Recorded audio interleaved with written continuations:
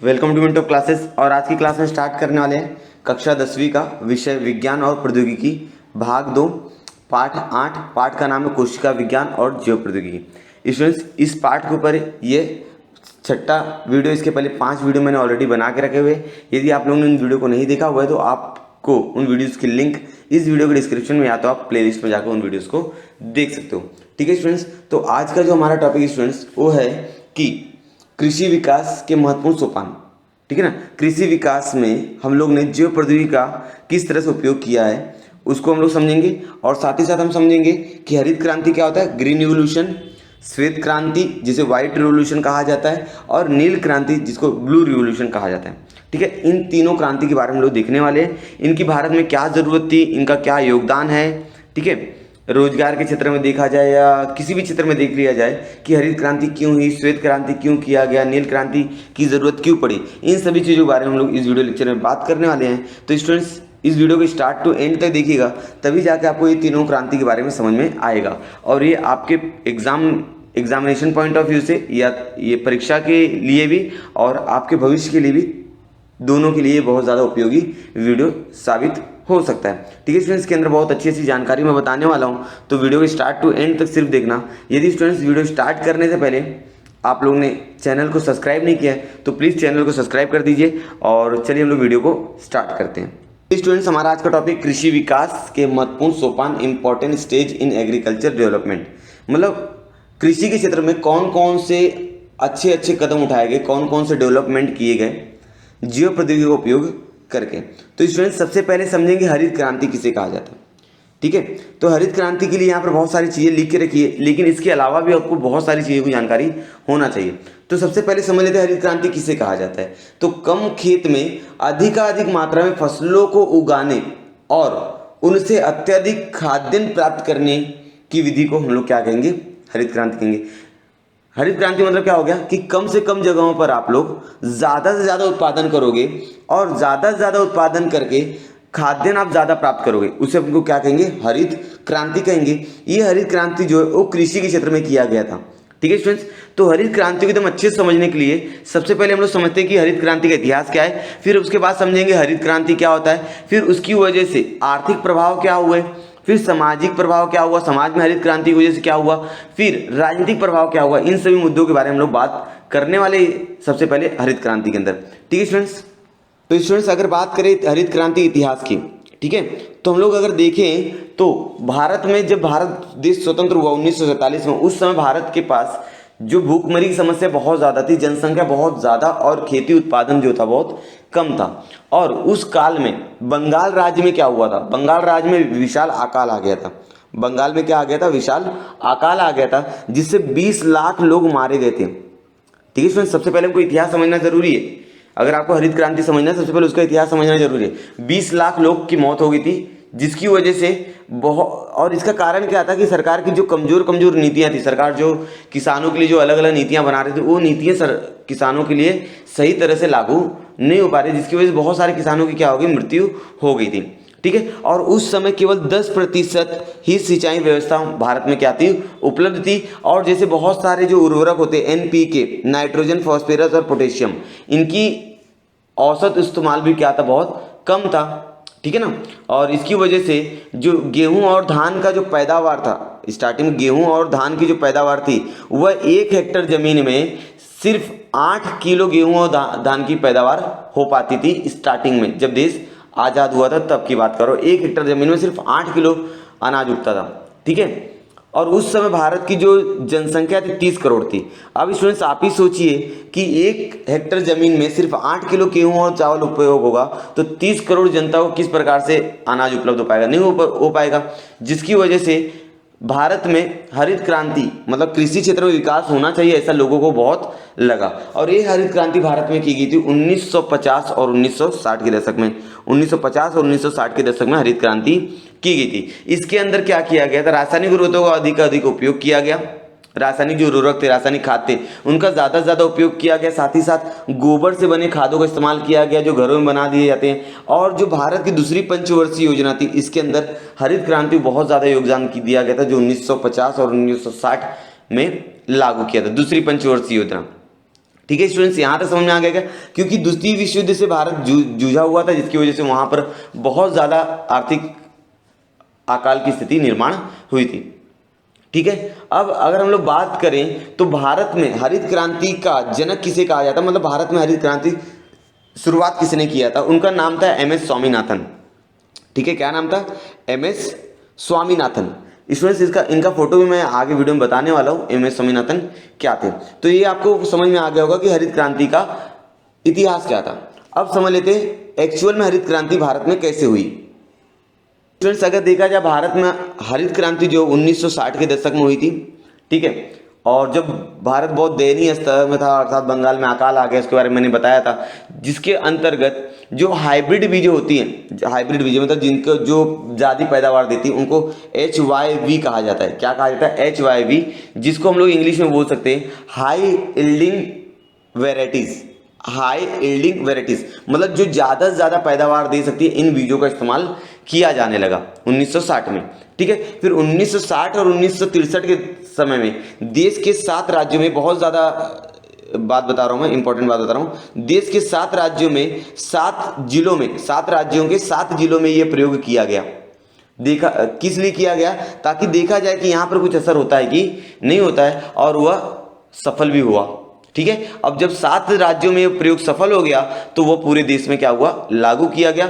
और प्रारंभ में जो HYV हाई यील्डिंग वेराइटीज जो फसलें होती हैं, जिससे ज़्यादा से ज़्यादा पैदावार की जाती है, उसमें शुरुआत में अगर बात करें तो गेहूं, चावल, ज्वार, मक्का, बाजरा, इनकी फसल उगाई जाती थी। मतलब इनके ऊपर ज़्यादा फोकस किया गया था कि इनकी ज़्यादा फसलें उगाई जाए। किसकी मैंने बताया? तो चावल, ज्वार, बाजरा, मक्का, और हम लोग बोल सकते हैं बाजरा, मक्का, गेहूं। ठीक है, इनकी फसलों का ज़्यादा से ज़्यादा उत्पादन किया गया था।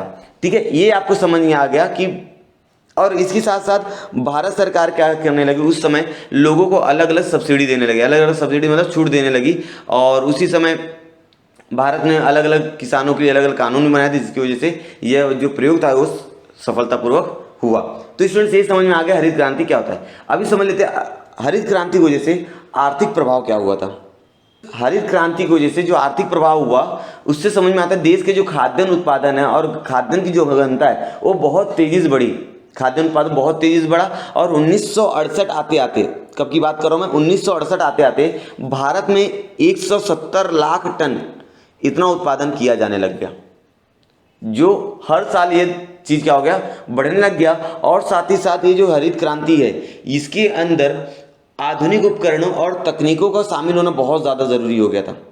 आधुनिक उपकरण और जो तकनीकी है, इनका उपयोग करके हरित क्रांति को ज़्यादा बढ़ावा दिया, जिसके अंदर ट्रैक्टर हो गया, हार्वेस्टर हो गया, ट्यूबवेल आपने सुना होगा, पंप सुना होगा। फिर नहरीकरण किया गया, अलग अलग गांव में जहां तक पानी नहीं पहुंच पाता वहां नहरें बनाई गई, जिसकी वजह से हरित क्रांति क्या हो गया? संपन्न हुआ। और साथ ही साथ सरकार ने MSP लागू कर दिया था। MSP का मतलब क्या होता है स्टूडेंट्स? MSP मतलब होता है मिनिमम सपोर्ट प्राइस। ये मिनिमम सपोर्ट प्राइस क्या होता है? सरकार जो होती है वो किसानों को देती है। मतलब इससे क्या होता है? किसानों की जो आमदनी होती है वो बढ़ती है। ठीक है, MSP लागू करने से किसानों की जो आय होती है वो बढ़ जाती है, साथ ही सब्सिडी भी देती है सरकार, तो जिसकी वजह से किसानों को बहुत ज़्यादा फायदा हुआ। और किसान जो है वह खेती के क्षेत्र में भी अपने अवसर ढूंढने लग गया और वो खेती करने का सोचने लग गया। ठीक है, और इसका जो सबसे ज़्यादा लाभ है वो उत्तर भारत में, बिहार में, उड़ीसा में, ठीक है, पंजाब में, और हम लोग बोल सकते हैं पश्चिम उत्तर में रोजगार की तलाश जाने लगे। लोग इसको अंदर रोजगार ढूंढने लग गए। ठीक है स्टूडेंट्स, यहाँ तक समझ में आ गया आप लोग को। अब समझ लेते हैं स्टूडेंट्स हरित क्रांति की वजह से समाज पे क्या प्रभाव पड़ा। तो हरित क्रांति की वजह से जो सामाजिक प्रभाव था वो किसानों की आय बढ़ने लग गई। पहली बात कि किसानों की आय बढ़ गई, जिसकी वजह से शैक्षिक स्तर का क्या हुआ? विकास हुआ, और किसान पढ़ा लिखा किसान बन गया। किसानों को समझ में आने लग गया कि कम से कम जगहों पर ज़्यादा से ज़्यादा उत्पादन किस प्रकार किया जा सकता है। ठीक है, और हरित क्रांति कारण लोगों की आय वृद्धि हुई। ग्रामीण समाज पारंपरिक रूप से चली आ रही थी। जो ग्रामीण समाज था पारंपरिक विधि से चलती आ रही, मतलब पुरानी जो तकनीकी थी उनका उपयोग करते थे। लेकिन हरित क्रांति की वजह से ट्रैक्टर हो गया, जो आधुनिकीकरण, जो उपकरण है, तकनीकों को इस्तेमाल वो लोग करने लग गए। ठीक है, तो इस तरह से हरित क्रांति की वजह से समाज में बहुत ज़्यादा प्रभाव पड़ा है। ठीक है स्टूडेंट, तो यहाँ तक आपको समझ में आ गया। तो चलिए देखते हैं हमारी किताब में क्या लिखा है हरित क्रांति के ऊपर, उसको पढ़ के समझते हैं। रिवोल्यूशन 20वीं सदी के प्रारंभ से ही जनसंख्या भाषमासुर का असर दिखाई देती है। ठीक बात है। जब 20वीं सदी शुरू हुआ तो पूरे देश में, ठीक है, पूरी दुनिया में जो जनसंख्या बहुत तेजी से बढ़ रही थी। जैसे कि अभी मैंने बताया कि जब भारत देश आज़ाद हुआ तो भारत की जनसंख्या 30 करोड़ थी, लेकिन अगर अभी आप बात करो तो भारत की जनसंख्या 130 करोड़ के पार हो गई, मतलब 100 करोड़ से ज़्यादा जनसंख्या भी बढ़ चुकी है। तो 20वीं सदी के प्रारंभ से जनसंख्या बहुत ज़्यादा बढ़ती गई, और जब जनसंख्या बढ़ेगी स्टूडेंट्स तो कम मात्रा निष्कृष्ट खाद्यान्न के कारण उनका झटका पूरे देश को सहना पड़ा। खाद्यान्न कम था, और जो खाद्यान्न था वो जो अच्छी क्वालिटी का भी नहीं था, जिसकी वजह से पूरे देश को उसका असर सहना पड़ा। मुख्य रूप से अविकसित विकसनशील देश अधिक चपेटे में आ गए। जो अविकसित देश थे और जो विकास कर रहे थे, जैसे भारत हो गया और बांग्लादेश हो गया, नेपाल हो गया, ऐसे जो देश थे उनको बहुत ज़्यादा नुकसान हुआ। जो विकसित देश थे वो तो कहीं ना कहीं से खरीद के अनाज का निर्यात आयात करके वो लोग अपना काम चला रहे थे, लेकिन जो विकसित और अविकसित देश थे उनके लिए बहुत ज़्यादा कठिन समस्या निर्मित हो गई थी, क्योंकि उनके पास आर्थिक आय भी इतना नहीं था और उनकी जनसंख्या भी बहुत ज़्यादा थी, जिसकी वजह से देश की जनसंख्या को खाद्यान्न की आपूर्ति कैसे कराई जाए, यह देश के लिए बहुत बड़ी समस्या थी। और वे सारे देश द्वितीय विश्व युद्ध को जूझ कर आ रहे थे। ठीक है, इसकी वजह से लगभग 20 करोड़ से ज़्यादा लोगों की मौत हो चुकी थी। कम खेत जमीन पर अधिक मात्रा में फसलों का निर्माण करने की विधि को सामूहिक रूप से हरित क्रांति कहेंगे।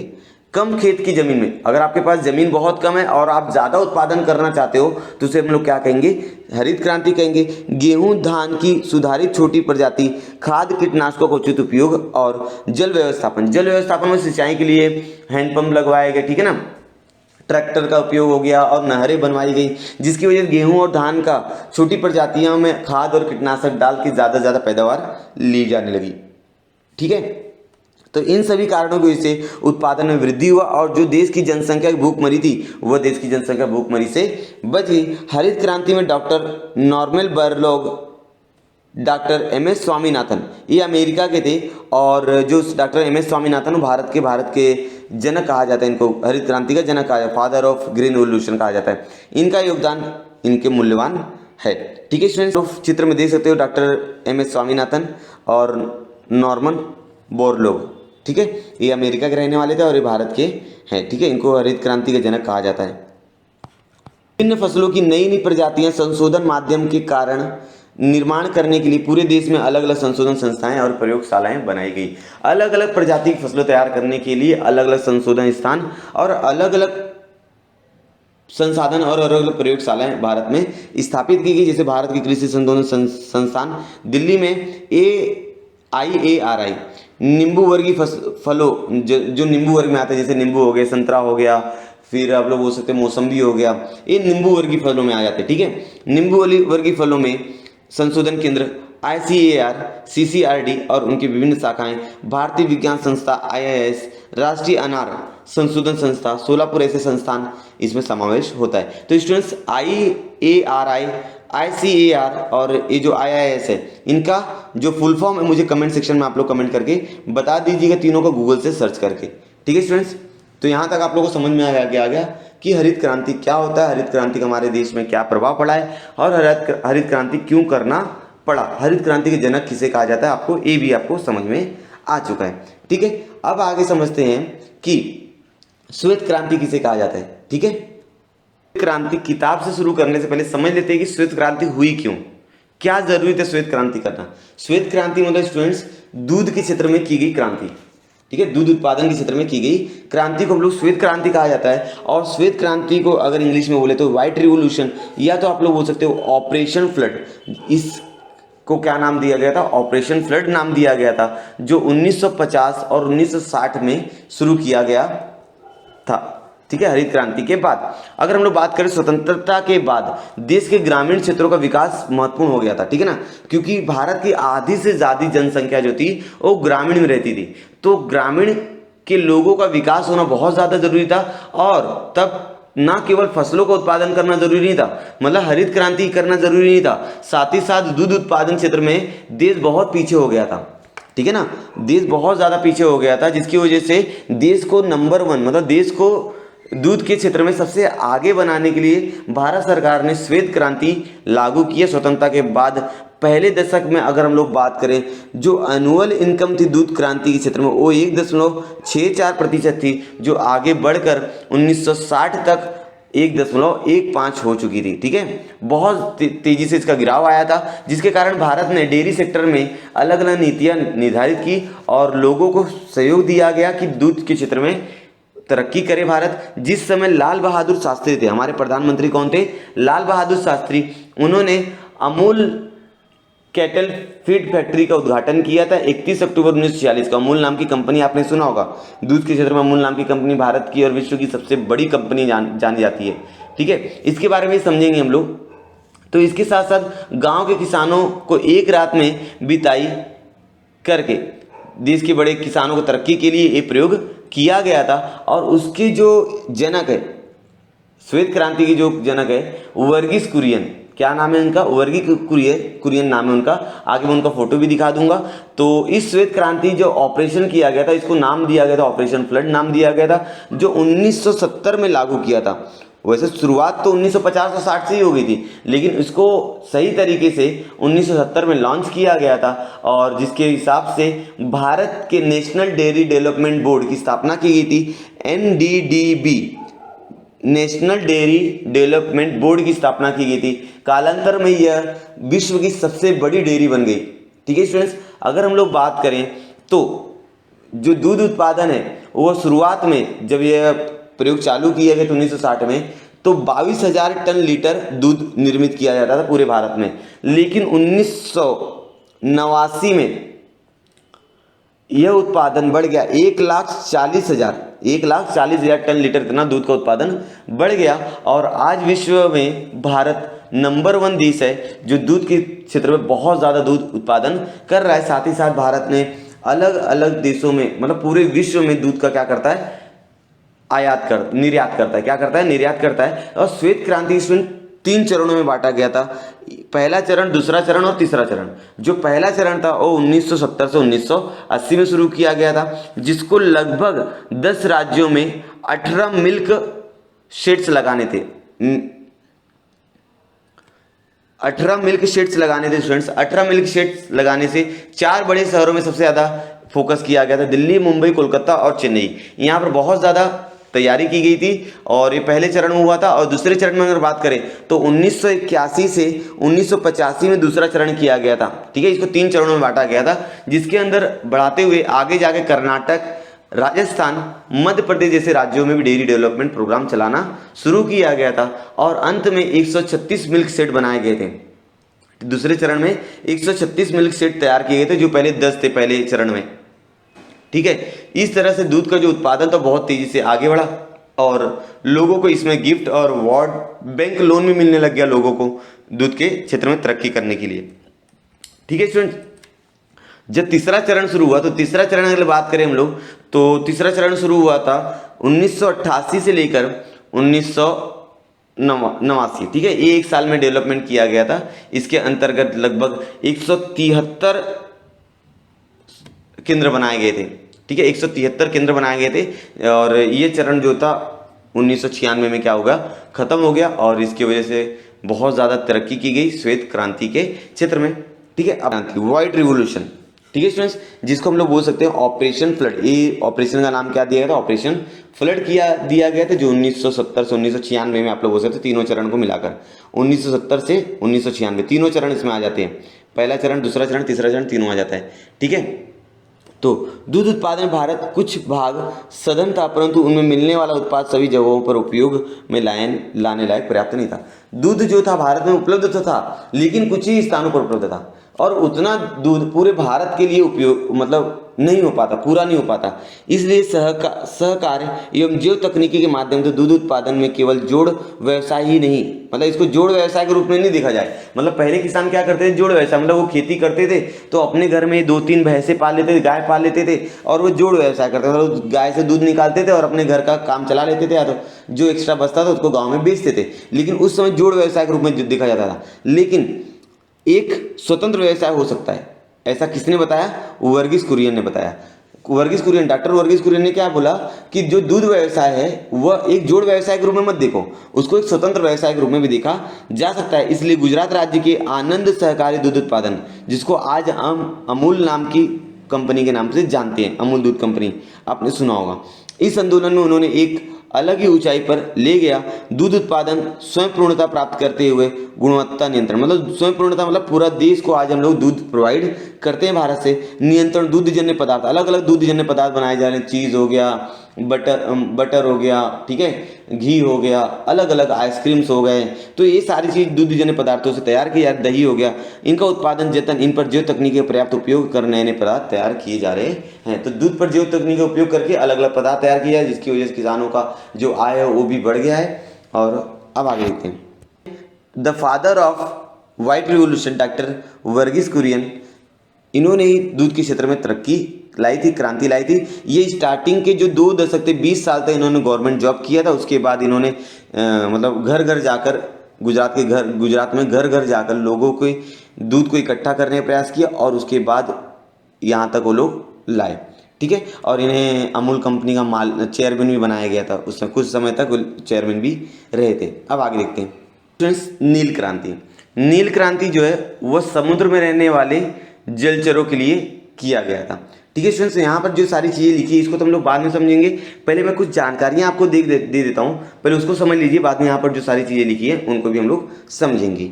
सबसे पहले उसका इतिहास समझ लेते हैं। अभी हाल के समय में 30 अगस्त 2019 को हमारे जो उपराष्ट्रपति है वह एक्वा एक्वारियम इंडिया के 5वें संस्करण के उद्घाटन के लिए गए थे।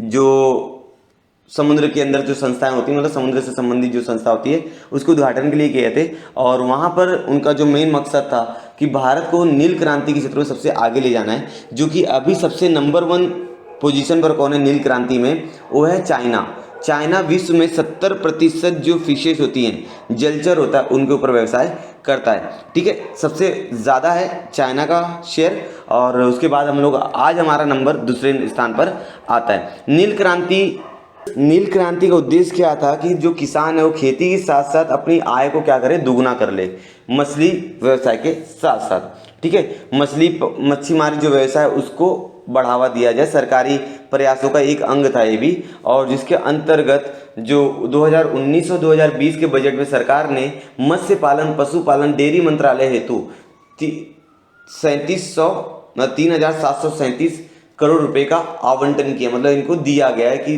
ताकि ये नील क्रांति कर सके, मत्स्य पालन में, पशुपालन में हो गया, ठीक है।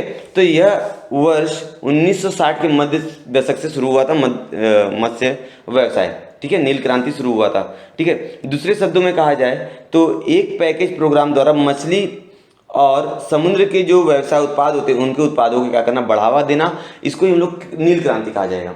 मछली और समुद्र से जुड़े जो उत्पाद होते हैं उनके अंदर अगर कोई व्यवसाय किया जा रहा है तो उसको हम लोग क्या बोलेंगे, नील क्रांति कहेंगे। और नील क्रांति से क्या होता है, किसानों की जो आय होती है, अर्थात जो लोग समुद्र के आसपास वाले इलाके में रहते हैं वो लोग मच्छी मारी करके अपनी जीविका चलाते हैं, ठीक है।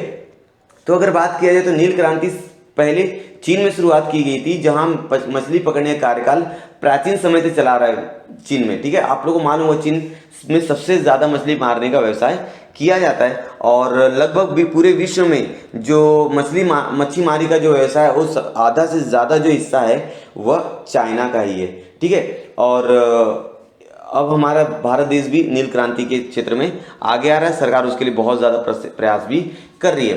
भारत में इसकी शुरुआत जो थी वो 7वीं जो पंचवर्षीय योजना थी, जो 1985 और 1990 के बीच लागू हुई थी। 1985 और 1990 इस 7वीं पंच योजना में लागू की गई थी। इस दौरान सरकार ने फिश फार्मर मतलब जो किसान मतलब मछली पकड़ते हैं, फिश फार्मर्स डेवलपमेंट एजेंसी मतलब FFDA, fish farmer development agency FFDA को प्रायोजित किया। 8वीं पंचवर्षीय योजना जो 1992 और 1997 के बीच लागू हुई थी, उसके अंदर सघन मरीन फिशरीज प्रोग्राम की शुरुआत किया था उन्होंने, भारत सरकार ने, जो बहुराष्ट्रीय कंपनियों से सहयोग को प्रोत्साहित किया।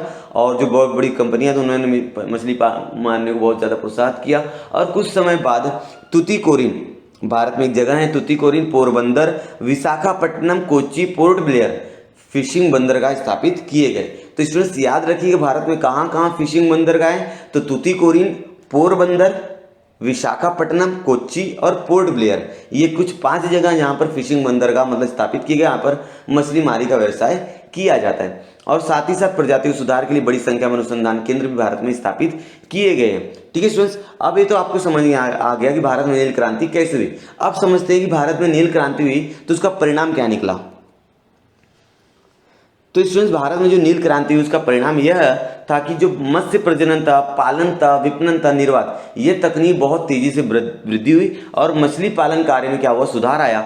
भारतीय मत्स्य पालन क्षेत्र में 50 वर्ष पहले केवल, अगर हम लोग 50 साल पीछे जाते हैं तो केवल 60,000 टन मछली, 60,000 टन इतनी मछली उत्पादन किया जाता था। लेकिन आज जो है वो टन होके 4.7 मिलियन टन उत्पादन किया जाता है मछली का। ठीक है, इतनी ज़्यादा वृद्धि हुई है। और भारत में औसत है वह 14.8, पूरे वर्ल्ड में 14.8% मच्छीमारी का योगदान भारत का है। ठीक है, यहाँ तक समझ में आ रहा है क्या आप लोग को। और ये जो है ये पिछले वर्षों में 6 से मतलब पीछे कुछ वर्षों में 6 से 10% जो मच्छीमारी का व्यवसाय है वो बहुत ज़्यादा बढ़ गया है। और इस तरह से अगर हम लोग बात करें तो भारत में जो फिशरीज है, मच्छीमारी का व्यवसाय जो है वो जीडीपी में 1% का योगदान है। और कृषि की जीडीपी में, मतलब कृषि जीडीपी अलग होती है, उसके अंदर 5% योगदान किसका है, भारत का है। ठीक है, इस तरह से हम लोग समझने का प्रयास करते हैं कि नील क्रांति क्या हुआ था। ठीक है, अभी नील क्रांति और भी आगे तक भारत ने उसके लिए प्रोत्साहन दिया है। साथ ही साथ भारत ने अभी बहुत लोगों को प्रोत्साहित किया है कि उनके पास अगर कोई जगह है तो कुआं बनाए, और वो कुएं बनाने का जो खर्चा रहेगा 50% से लेकर 100% तक का जो खर्चा है वो भारत सरकार देगी, और आपने उसके अंदर फिशरी करना है और जो भी पैसा रहेगा उसको बाद में लोन के रूप में आपको चुका देना है। तो इस तरह से भारत बहुत ज़्यादा प्रोत्साहन दे रही है। और आजकल के किसान क्या करते हैं, उनके पास अगर ज़्यादा जगह है तो वहाँ कुएं का निर्माण या तालाब का निर्माण कर लेते हैं, और वहाँ पर जो फिश की जो बीज होती है उनको लेकर आते हैं और वहाँ पर मच्छीमारी का व्यवसाय शुरू कर लेते हैं। ठीक है स्टूडेंट्स, यहाँ तक आप लोगों को समझ में आ गया क्या। चलिए देखते हैं किताब में क्या लिखा है। लिखा है यहाँ पर, नील क्रांति अर्थात पानी का उपयोग करके उपयोगी सजीवों का निर्माण करना। पानी का उपयोग करके उपयोगी सजीव जैसे मछली हो गई, केकड़ा हो गया, झींगा हो गया, ठीक है ना, सीप हो गया, ये सब का निर्माण करना, उसको हम लोग क्या बोलेंगे, नील क्रांति कहेंगे। पूर्वी एशिया देशों में खेत तालाब, मतलब खेतों में तालाब बना दिया, जिसके पास ज़्यादा खेत रहेंगे उनको तालाब बना दो। बढ़ने वाली मछलियाँ काफ़ी मात्रा में पाई जाती है, परंतु सिर्फ मछलियाँ, झींगे आदि तक सीमित रहकर अन्य प्राणियों और वनस्पतियों का भी विचार हो रहा है। पहले मछली और झींगे ज़्यादा तैयार किए जाते हैं, लेकिन आज मछली और झींगे को छोड़कर और भी चीज़ें जो समुद्र से प्राप्त की जा सकती है उनको भी ज़्यादा प्रोत्साहन दिया जा रहा है। भारत सरकार ने नील क्रांति मिशन 2016 NKM का फुल फॉर्म मुझे कमेंट सेक्शन में कमेंट करके बताएंगे। NKM नील क्रांति मिशन, सॉरी यहीं पर लिखा नील क्रांति मिशन, तो कार्यकाल के अंतर्गत मत्स्य व्यवसाय को अधिक प्रोत्साहन देकर बढ़ाने वाले संकल्प लिया है, और जिसमें 50% से लेकर 100% सरकारी अनुदान प्राप्त हो रहा है। यदि आपको मच्छीमारी का व्यवसाय शुरू करना है तो भारत आपको 50% से लेकर 100% तक सरकारी अनुदान दे सकती है, और बाद में उन पैसों को लेकर आप मच्छीमारी का व्यवसाय शुरू कर सकते हो, और बाद में उसको लोन के रूप में धीरे धीरे आपको क्या करना है, उसको चुका देना है। ठीक है स्टूडेंट्स, अब आगे देखते हैं। समुद्र के खारे पानी में, खेत के तालाब में, मीठे पानी में बहुत सी बड़ी मात्रा में मत्स्य खेती संभव है। समुद्र खारे पानी में हो जाए या खेती की जो मीठा पानी होता है वहाँ पर जो मच्छीमारी का व्यवसाय है बहुत ज़्यादा किया जा सकता है। रोहू, कटला जैसी मीठे पानी में, ये रोहू और कटला ये मीठे पानी में पाए जाने वाले, और झींगा जो है खारे पानी में पाया जाता है, इसका बड़ी मात्रा में उत्पादन किया जाता है। और साथ ही साथ मतलब मछलियों को और झींगों छोड़कर और भी जो सारी चीज़ें होती है जो समुद्र और नदी से प्राप्त की जा सकती है, उनके व्यवसाय की भारत सरकार बहुत ज़्यादा प्रोत्साहन दे रही है। तो ठीक है स्टूडेंट्स, यहाँ तक आपको समझ में आ गया कि हरित क्रांति किसे कहा जाता है, श्वेत क्रांति किसे कहते हैं, और नील क्रांति किसे कहा जाता है। तो इन तीनों टॉपिक को मैंने बहुत ज़्यादा अच्छे से एक्सप्लेन करने का प्रयास किया हुआ है। कुछ ही टॉपिक बचे रह गए हैं उस पार्ट को पूरा करने के लिए। तो उम्मीद है आप लोग को पूरी वीडियो पसंद आई होगी। यदि आपको ये पूरा वीडियो लेक्चर पसंद आया है तो वीडियो को लाइक कीजिए, अपने दोस्तों के साथ वीडियो को शेयर जरूर कीजिएगा। अगर आप लोग ने अभी तक सब्सक्राइब नहीं किया स्टूडेंट्स चैनल को। तो प्लीज़ चैनल को सब्सक्राइब कर दीजिए, उसके बाजू में जो बेल आइकॉन है इसको प्रेस करके ऑल कर दीजिए, ताकि जब भी मैं कोई नई वीडियो अपलोड करूँ सबसे पहले नोटिफिकेशन मिले और आप सारी वीडियोस मेरी देख पाओ। कमेंट करके मेरे पूछे हुए प्रश्नों के जवाब दीजिए और मुझे बताइए मेरी वीडियो आपको पसंद आ रही है कि नहीं आ रही है। तो स्टूडेंट्स मिलते हैं नेक्स्ट वीडियो में, तब तक के लिए धन्यवाद।